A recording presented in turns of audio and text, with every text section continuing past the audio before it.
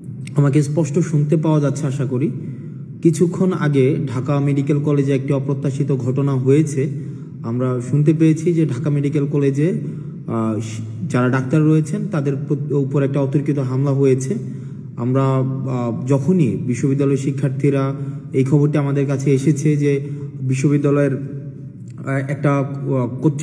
একটা রোগী যারা ছিল তাদের মধ্য থেকে হয়তো কেউ অপ্রত্যাশিতভাবে মারা গিয়েছে, তখন একটা সংক্ষুব্ধ পক্ষ ডাক্তারদের উপরে অতর্কিত হামলা চালায়। একটা বিষয় আমি স্পষ্ট করতে চাই আপনাদের, আমাদের যে গণ অভ্যুত্থানের যে মূল স্পিরিট ছিল, আমাদের যে গণ অভ্যুত্থানের যে জায়গাটি ছিল, সেই জায়গাটি কিন্তু হচ্ছে ন্যায্যতার ভিত্তিতে সমাজ প্রতিষ্ঠিত হবে, একটি সিস্টেম ডেভেলপ করবে এবং এই সিস্টেমের মধ্য থেকেই হচ্ছে আমাদের সমাজ, রাষ্ট্র তথা আমাদের দেশ পরিচালিত হবে।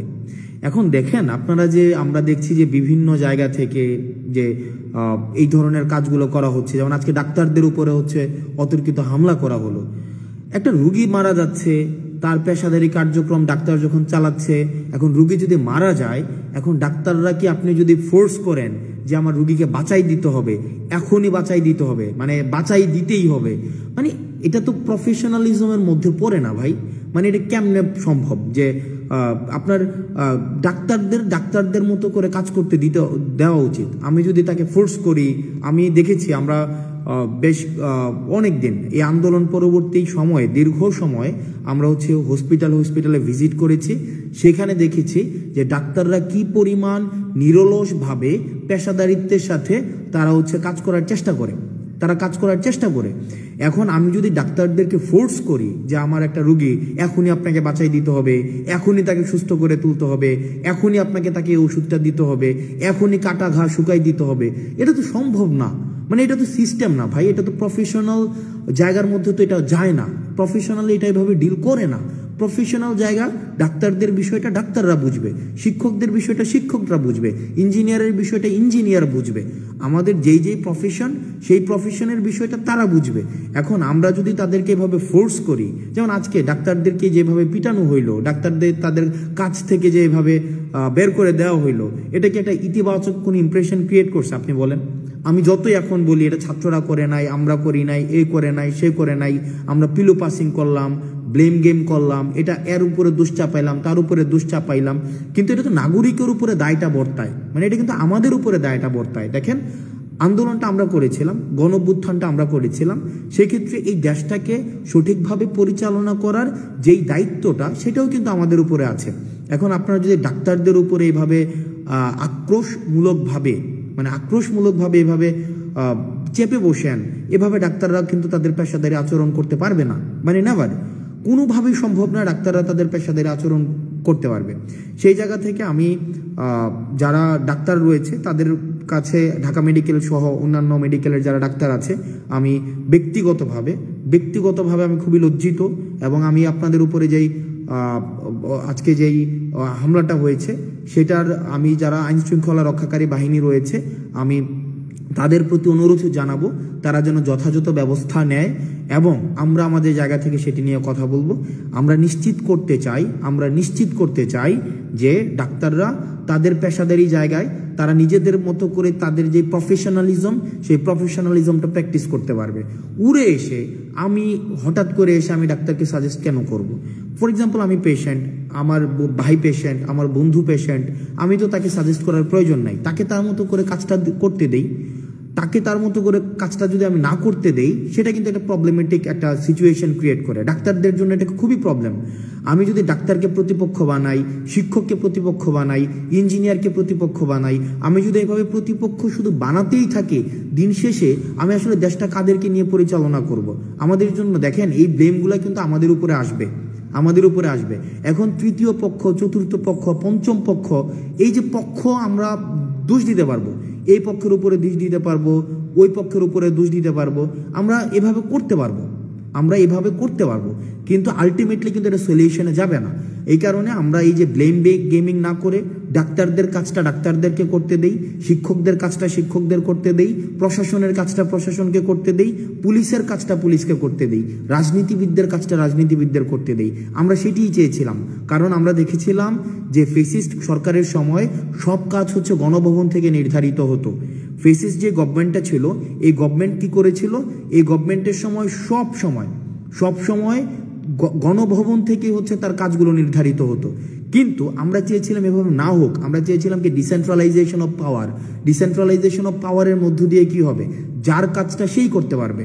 ডাক্তারদের কাজ ডাক্তাররা করবে, রাজনীতিবিদের কাজ রাজনীতি করবে, তারপরে হচ্ছে মিডিয়ার কাজ মিডিয়া করবে। কিন্তু আমরা দেখেছিলাম সেটা না হয়ে কি হয়ে গিয়েছিল, সবগুলো একসাথে ব্ল্যান্ডেড হয়ে গিয়েছিল। আর যখনই ব্ল্যান্ডেড হয়ে গিয়েছিল তখনই প্রবলেমটা হয়েছিল কি, ফেসিজমের উৎপত্তি হয়েছিল। তো সুতরাং আমি আপনাদের কাছে অনুরোধ করব, আপনাদের জায়গা থেকে অনুরোধ করব, বিভিন্ন জায়গাতে বিভিন্ন ডাক্তারদের উপরে, শিক্ষকদের উপরে এই ধরনের যে অপ্রত্যাশিতভাবে হামলাগুলো হচ্ছে সেগুলো নিন্দনীয়। এগুলো কোনোভাবেই কাম্য না। এখানে পাওয়ার পলিটিক্স, পেশি শক্তি বা সিস্টেমের বিরুদ্ধে গিয়ে কোনো ধরনের জোর করে বাধ্যতামূলকভাবে কিছু করানো, এই বিষয়গুলোকে কখনোই আমরা স্বাগত জানাই না, এগুলোকে আমরা পৃষ্ঠপোষকতা দেইও না। এগুলো হচ্ছে আমাদের যে গণঅভ্যুত্থানের যে মূল স্পিরিট ছিল, আমাদের যেই গণঅভ্যুত্থানের যেই জায়গাটি ছিল, আমাদের যেই গণঅভ্যুত্থানের আমরা সবাই যে নেমে এসেছিল রাস্তায়, সেই জায়গাটির সাথে সাংঘর্ষিক। সুতরাং আমরা যদি একটা দেশ গড়তে চাই, আমরা যদি একটি বৈষম্যহীন দেশ গড়তে চাই, সেই দেশের মধ্যে যার কাজটা তাকেই করতে দিতে হবে। পরিশেষে ডাক্তারদের সাথে যে আজকে যে ঘটনাটি হয়েছে সেটিকে আমরা নিন্দা জানাচ্ছি এবং আমরা প্রত্যাশা করব এই ধরনের ঘটনার কখনোই পুনরাবৃত্তি হবে না। এবং ডাক্তার সংশ্লিষ্ট যারা রয়েছেন, আপনারা যে নিরলসভাবে কাজ করে যাচ্ছেন সেটিকে আমরা স্বাগত জানাই। আপনাদের নিরলস কাজটাকে আমরা সম্মান জানাই। আপনারা এই ক্রাইসিস মোমেন্টে যেভাবে নেমে এসছেন, আপনারা যেভাবে সেবা দিয়ে যাচ্ছেন, আমরা এটা স্বীকার করি যে চিকিৎসা খাতে অনেক ধরনের অসামঞ্জস্য রয়েছে, কিন্তু কিছু ডাক্তার রয়েছে তাদের জায়গা থেকে তারা নিরলসভাবে কাজ করে যাচ্ছেন। আরেকটি বিষয় সেটি হচ্ছে যে আপনারা অনেকে কমেন্টে গালাগালি করেন, বিভিন্ন বিষয়ে গালি দেন, বিভিন্ন বিষয়ে আপনারা বলেন যে পেইড পলিটিশিয়ান, আমরা টাকা খেয়েছি, তারপর হচ্ছে এগুলো বলেন। আমার কাছে এগুলো ভালো লাগে, এই কারণে ভালো লাগে কারণ আমাদের যে আন্দোলনটা ছিল, আমাদের আন্দোলনটা হচ্ছে আপনার এই গালির অধিকারটার জন্য। এই যে আপনার কমেন্ট বক্সে আপনার ব্যাকস্পেস ব্যবহার করতে হচ্ছে না, যে এটার জন্যই কিন্তু এই গণঅভ্যুত্থানটা। এই যে আপনাকে ব্যাকস্পেস ব্যবহার করতে হচ্ছে না, আপনি গালি দিতে পারছেন আমাকে, আপনি আমাকে তুই বলতে পারছেন, আপনি আমাকে খুব অপভাষা ব্যবহার করতে পারছেন, আপনি আমাকে বলতে পারছেন যে আমি হচ্ছে টাকা খেয়েছি, ঘুষ খেয়েছি। এই যে এটা বলতে পারছেন না, কুত্তার বাচ্চা বলছেন না আপনি, এই যে কুত্তার বাচ্চা, তুই তোর পরিবারের সবার কুত্তার বাচ্চা, আমি শেষ পর্যন্ত আপনার এটার জন্য আমি ফাইট করে যাব। অর্থাৎ আপনি যেন এটা বলতে পারেন, কারণ অতীতে আমরা এটাও বলতে পারতাম না। আপনি যদি অতীতের সময়গুলো দেখেন, অতীতে কিন্তু আমাদের এটা বলারও অধিকার ছিল না। সুতরাং আমরা আপনার এই গালিটার জন্য আমরা ফাইট করেছি, আপনার দ্বিমত প্রকাশের জন্য আমরা ফাইট করেছি, এবং দ্বিমত প্রকাশটাই আমরা চাই যে আপনারা দ্বিমত প্রকাশ করতে পারেন।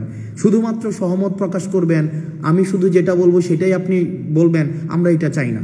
আপনার যেটা মত, সেই মতামতটা হচ্ছে আপনি যেন ঠিকভাবে প্রকাশ করতে পারেন, আমরা সেটার জন্যই হচ্ছে আমরা ফাইট করেছি। এবং আমাদের এই আন্দোলনটা অব্যাহত থাকবে, আমাদের সংগ্রামটা অব্যাহত থাকবে।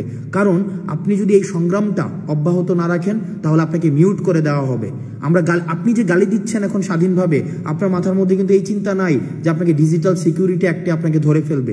এটার জন্যই ছিল আমাদের আন্দোলন। আপনি স্বাধীনভাবে গালি দেওয়ার স্বাধীনতা পেয়েছেন, আপনার স্বাধীনতার জন্য এই গালি দেওয়ার জন্য আমরা হচ্ছে ফাইট করব, সংগ্রাম করব, যেন আপনি স্বাধীনভাবে গালিটা দিতে পারেন। আমাকে যেন আপনি বলতে পারেন আমি কুত্তার বাচ্চা, আমাকে যেন বলতে পারেন যে আমি হচ্ছে যে টাকা খেয়ে আন্দোলন করেছি, আমাকে যখন বলতে পারেন যে আমি ঘুষ খেয়েছি, আমাকে যেন বলতে পারেন আমি 10 কোটি টাকা খেয়েছি। এই যে আপনি 10 কোটি টাকা খেয়েছেন আমাকে বলেন, আপনাকে কিন্তু কেউ এসে বলে না যে আপনাকে বাসা থেকে উঠাই নিয়ে আসবে। এটা কিন্তু আপনার, এই ভয়টা কিন্তু আপনার নাই, বা এই ভয়টা আমাদের নাই। এই যে ভয়টা নাই, এটার জন্যই হচ্ছে আমাদের এই যে সংগ্রামের সফলতা। আপনি যদি জিজ্ঞেস করেন এই সংগ্রামের সফলতা কি, এই সংগ্রামের সফলতা এইটাই যে আমাদের ব্যাকস্পেস ব্যবহার করতে হচ্ছে না, আমাদেরকে একটা কমেন্ট লেখার পূর্বে আমাদের ভাবতে হচ্ছে না, বা আমাকে কোনো বন্ধু ফোন দিয়ে আমাকে জিজ্ঞেস করে না যে দোস্ত তাড়াতাড়ি কমেন্টটা ডিলিট করে দে বা তাড়াতাড়ি পোস্টটা ডিলিট করে দে। এইটার জন্যই হচ্ছে আমাদের আন্দোলন। এবং আমি মনে করি এই জায়গায় হচ্ছে আমাদের সফলতা, যে আপনি অন্তত স্বাধীনভাবে গালি দিতে পারছেন, সবাইকে স্বাধীনভাবে গালি দিতে পারছেন। কিন্তু আমরা একটা জায়গায় স্পষ্ট করতে চাই, স্বৈরাচার ফেসিস্ট হাসিনা আমাদেরকে বিভিন্নভাবে দমন করার চেষ্টা করেছে, আমাদেরকে বিভিন্নভাবে আমাদেরকে ব্লেম দিয়েছে, ট্যাগ দিয়েছে, আমাদের অর্থ লোপাটের আমাদের অভিযোগ এনেছে, কিন্তু কিচ্ছু করতে পারেনি। কারণ আমাদের নৈতিক যেই শক্তিটা, মানে নৈতিক যে শক্তিটা, এই নৈতিক শক্তি হচ্ছে আমাদের সততা।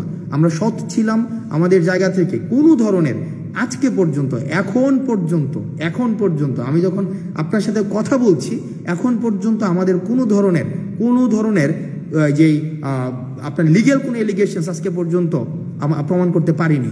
তো সুতরাং আমরা আমাদের যতক্ষণ পর্যন্ত আমাদের নৈতিকতার জায়গাটা স্পষ্ট থাকবে, স্বচ্ছ থাকবে, ততদিন পর্যন্ত এই সংগ্রামটা চলবে। আপনাদের অনেকে বলেছেন যে 10 কোটি টাকা আমরা খেয়েছি, 10 কোটি 20 কোটি 30 কোটি লাক্সারিয়াস গাড়িতে চলাফেরা করি। ব্যক্তি আসনাদ আবদুল্লাহ, ব্যক্তি সার্জিস আলম, নাহিদ আসিফকে যারা আগে থেকেই চিনেন, আমাদের যে বিষয়টা, এই যে লাইভ বন্ধ করেন সমস্যা হবে, এই কমেন্ট এখন আর করতে হয় না। যে ফেসবুক পোস্ট ডিলিট করেন সমস্যা হবে, বা কমেন্ট ডিলিট করেন সমস্যা হবে, এই যে কমেন্ট ডিলিট করেন সমস্যা হবে, লাইভ বন্ধ করেন সমস্যা হবে, এই যে কাজটা করতে হচ্ছে না, এটাই আমাদের সফলতা। এই যে আজকে মানে আমি বিশ্বাস করেন, আপনারা যখন কমেন্টে গালি দেন, আমি মনে করি যে না ফাইন, এটার জন্য আমরা ফাইটটা করেছি, যে আমরা অ্যাটলিস্ট স্বাধীনভাবে আমরা গালি দিতে পারি, অ্যাটলিস্ট স্বাধীনভাবে আমার মত প্রকাশ করতে পারি। কেউ এসে আমাকে ফোন করে বলছে না যে কমেন্টটা ডিলিট করে দাও যে তোমার সমস্যা হবে, বা পোস্টটা ডিলিট করে দাও তোমার সমস্যা হবে, বা লাইভটা বন্ধ করে দাও তোমার সমস্যা হবে, বা লেখাটাকে মুছে ফেলো তোমার সমস্যা হবে। এটার জন্যই মূলত হচ্ছে আমরা আন্দোলনটি করেছিলাম। এখন এই আন্দোলনের সংগ্রামের এই স্পিরিটটি যদি ধরে রাখতে চাই, তাহলে আপনাদের মাথায় রাখতে হবে চাঁদাবাজদের বিরুদ্ধে দাঁড়াতে হবে, অন্যায়ের বিরুদ্ধে দাঁড়াতে হবে, যারা পেশাদার তাদের কাজটা তাদেরকে করতে দিতে হবে, যারা লেখক তাদেরকে লিখতে দিতে হবে, যারা মিডিয়া কর্মী তাদেরকে স্বাধীনতা দিতে হবে, যারা চিকিৎসক তাদের চিকিৎসা করার স্বাধীনতা তাদের মতো করে দিতে হবে, যারা ইঞ্জিনিয়ার তাদের কাজটা তাদের মতো করতে দিতে হবে, যারা শিক্ষকদের কাজটা শিক্ষকদের মতো করতে দিতে হবে। সেখানে যদি আমরা হস্তক্ষেপ করি, তাহলেই কিন্তু সেটা স্বাধীনতা পরিপন্থী, তাহলেই কিন্তু এটা সংগ্রাম পরিপন্থী। আমরা ঠিক যে আমরা মত প্রকাশের স্বাধীনতার জন্য আন্দোলন করেছি, দ্বিমত প্রকাশের স্বাধীনতার জন্য আন্দোলন করেছি, আমরা প্রত্যেকটা মানুষের তার কাজ যেটা সেটা স্বাধীনতার জন্য আন্দোলন করেছি। এই আন্দোলনের স্পিরিটটা যেন নষ্ট করতে না পারে আমাদের বিভিন্ন উপলক্ষ তৈরি করার মধ্য দিয়ে, সেটির জন্য আমাদের সবসময় সচেতন থাকতে হবে, সব সময় সচেতন থাকতে হবে। কারণ মনে রাখতে হবে যে আমাদের যে অর্জনটি হয়েছে, এই অর্জনটি হচ্ছে প্রাথমিক অর্জন। এই অর্জনের ধারাবাহিকতাটি যদি আমরা রক্ষা করতে চাই, এই ধারাবাহিকতা রক্ষা করার জন্য আমাদের লড়াইটি সেটি হচ্ছে চলমান এবং আমাদের লড়াইটিকে অব্যাহত রাখতে হবে। আমরা আমাদের জায়গা থেকে সামাজিকভাবে যেই প্রবলেমগুলা অ্যারাইজ করেছে, আমাদের এখন সোশ্যাল কিছু প্রবলেম অ্যারাইজ করেছে, চাঁদাবাজি বেড়ে গিয়েছে, বিভিন্ন জায়গায় হচ্ছে পদত্যাগ করানো হচ্ছে, বিভিন্ন জায়গায় দেখছি আমরা সিস্টেমের বাইরে গিয়ে বাধ্য করা হচ্ছে বিভিন্ন পদত্যাগ করানোর জন্য। এইসব বিরুদ্ধে আমাদের কথা বলতে হবে, সামাজিকভাবে কথা বলতে হবে। এখানে এমন না যে এটা নেতা নির্ভর, একজন নেতাই কথা বলবে, প্রত্যেকের জন্য ওপেন ফ্লোর। তবে দয়া করে কেউ হচ্ছে কোনো ধরনের বিশেষ সুবিধা আদায় করার জন্য, কোনো ব্যক্তি সুবিধা আদায় করার জন্য নিজের এই পরিচয়টাকে আপনারা হচ্ছে বাজে কাজে ব্যবহার করবেন না। সবাই ভালো থাকবেন, সুস্থ থাকবেন, এবং হচ্ছে এই যে গালি দিচ্ছেন আপনারা বিভিন্ন জায়গায়, এই গালি অব্যাহত থাকুক। কারণ এই গালিটাই নিশ্চিত করে যে আমাদের প্রাথমিক অর্জনটি আমাদের হয়েছে, আন্দোলনের যে প্রাথমিক যে অর্জন সেটি হয়েছে এই গালি নিশ্চিত করে। কারণ আপনি গালি দিতে পারছেন এই আন্দোলনের কারণে, দ্বিমত প্রকাশ করতে পারছেন আন্দোলনের কারণে। আজকে আপনি ব্যাকস্পেস ব্যবহার করতে হচ্ছে না আন্দোলনের কারণে, কমেন্ট ডিলিট করতে হচ্ছে না আন্দোলনের কারণে, আপনি যা ইচ্ছা তা পোস্ট করতে পারছেন আন্দোলনের কারণে, আপনি লিখতে পারছেন আন্দোলনের কারণে, আপনি বলতে পারছেন আন্দোলনের কারণে, আপনি প্রশ্ন করতে পারছেন আন্দোলনের কারণে, আমাদেরকে জবাবদিহিতার মধ্যে রাখতে পারছেন তাও আন্দোলনের কারণে। সুতরাং আন্দোলনটি আমি যতই বলি না কেন, বিভিন্নভাবে বিতর্কিত করার চেষ্টা করা হোক না কেন, আমাদের প্রাথমিক সফল আমরা হয়েছি, তবে সেটির ধারাবাহিকতা অব্যাহত রাখতে হবে। সালামু আলাইকুম।